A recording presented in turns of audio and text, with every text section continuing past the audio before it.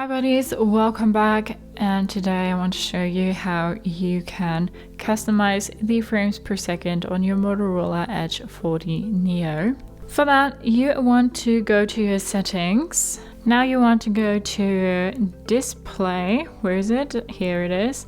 And now you want to go to display refresh rate, and right now it's set to auto, so smart optimization up to 120, but you can also set it to 60, 120 or 144.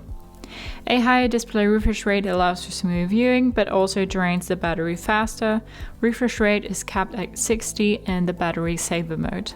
Alright, so right now it's set to auto, so smart optimization up to 120. We will set it to 60 now, and then we'll scroll up and down. We will set it to 120 now. Scroll up and down. Already smoother. And now we will set it to 144.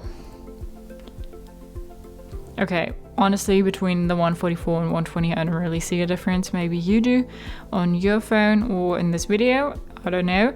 I will set it back to auto, as and now the phone decides for itself what kind of refresh rate it needs, depending on what I'm playing, if it's just like WhatsApp or if I'm watching a video and stuff. So you can set it to whatever you like here, obviously, then go back and use your phone as normal.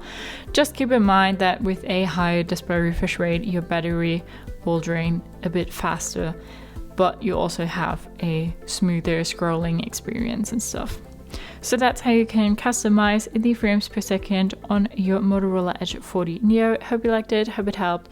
If so, thumbs up, share and subscribe, and I hope to see you next time. Bye.